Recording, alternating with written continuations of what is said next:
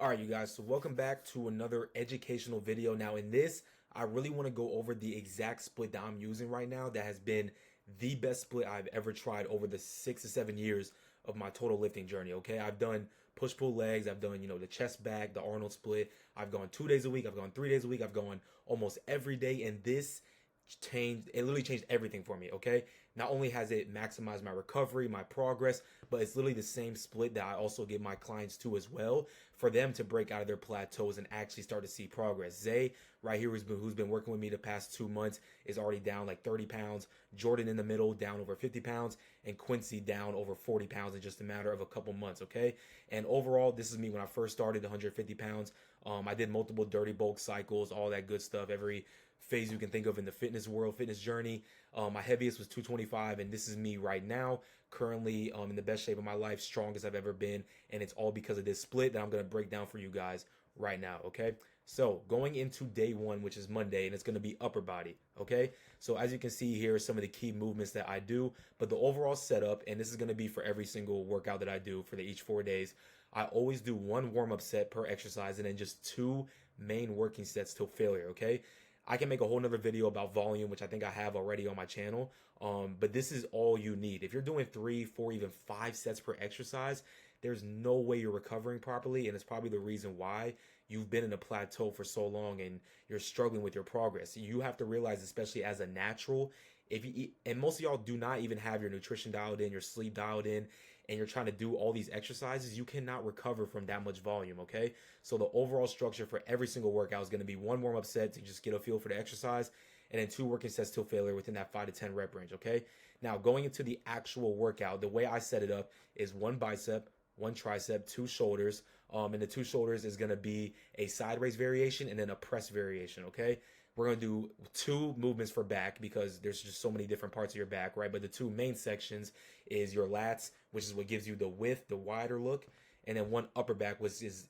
your traps, rhomboids, and gives you that thicker look. Okay, and then we're just going to finish off with one chest, and then for every workout we're going to do for our cardio options, either you can do a treadmill, little 5K run, 2 to 3 miles, or stairmaster, anywhere from like 20 to 30 minutes. Okay, now when it comes to the actual exercises, this is something that I specifically give my clients, and just more myself, more going into like in-depth type of things. But I can tell you guys, when it comes to choosing the exercises and how you want to structure it, if there's a certain muscle group that you want to bring up, and I always ask my clients this too as well, like for me, I'm trying to bring up my arms right now. So the first two exercises, or really the first exercise that I start off with, is an arm exercise. And this is because the earlier the exercise is, the more dedication and energy it's going to get. So it's going to focus on growing, not a lot faster, but faster than all the other muscle groups, right? So like, for example, if you want to bring up your chest and you feel like that's a weak point for you, then you would start with a chest movement. So that's the way you're going to structure it. Okay, going into day two, this is going to be my leg day. Now, I personally only do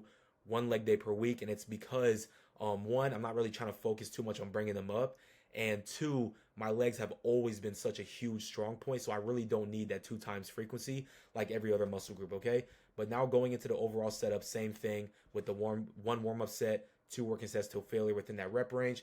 And then one thing I forgot to mention too up here is I always do some type of dynamic warm up routine.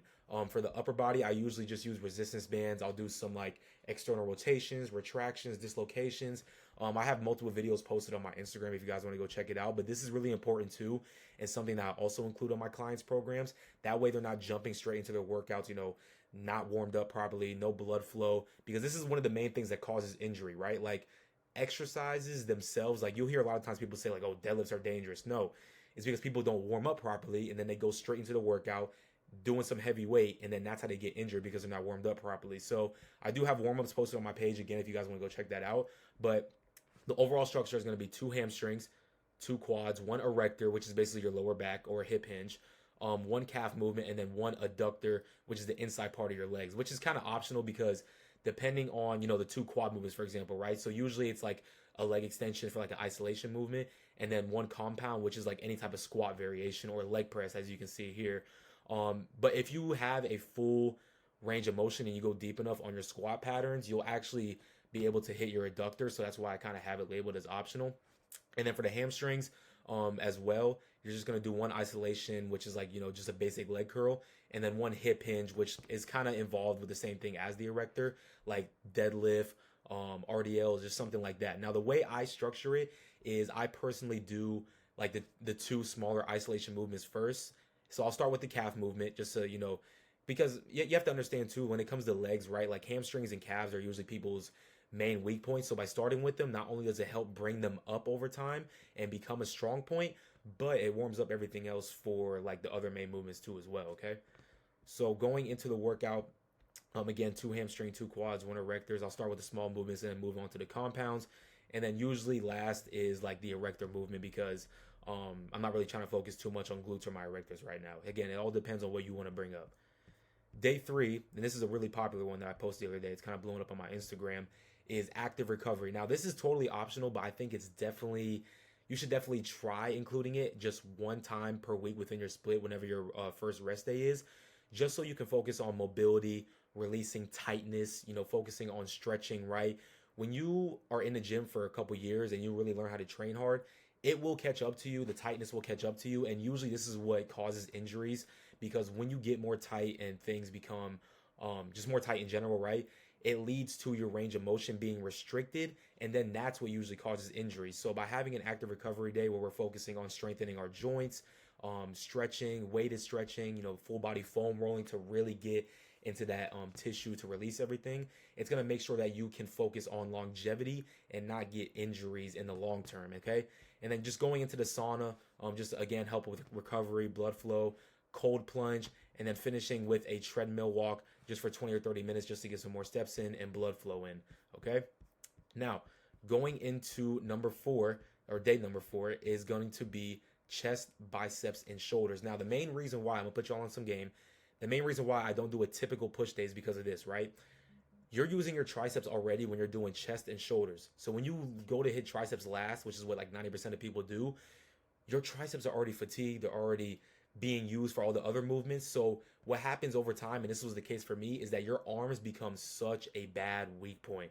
So by just switching biceps and triceps, because biceps is an antagonist muscle group and opposite muscle group, it's going to actually allow you to focus on all 3 of these muscle groups, and then there's not going to be any type of weak lagging points. Okay, so the way I structure it personally is I start with biceps because, again, I'm trying to bring up my arms, and again, because it's an opposite antagonist muscle group and I don't use it to go do chest or shoulders, I can still put the maximum effort into doing chest and shoulders, and I'm able to bring up everything. I mean, like, look at my chest. It's fucking crazy. But for the overall structure, all you need is 2 chest workouts, 2 shoulders, 2 biceps, and then I do rear delts on this day too as well, so 1 rear delt. Now, going into the specific exercises, obviously this matters too as well, and it's the same thing I was saying earlier. This is something that I make for my clients, so if you are interested, you can just DM me on Instagram if you're interested in coaching. But for the 2 chests, I usually do 1 press movement, which is usually an incline dumbbell press right here, and then 1 fly movement. For the 2 shoulders, again, just a press and a sideways variation. For the 2 biceps, all you need is just a standard curl, and then 1 preacher curl variation. And then for the rear delt, you can do any type of flies or thing like that. Okay. Then going into day number 5 is going to be back and triceps. Again, I don't do a typical pull day because you're already using your biceps when you go to do back. So by switching it, it's antagonist muscle groups. You're able to target everything and still get the maximum dedication for everything and really bring everything up. Okay. So for the overall structure for this, all I'm doing is 2 lat movements. Again, this is going to focus on the width in your back.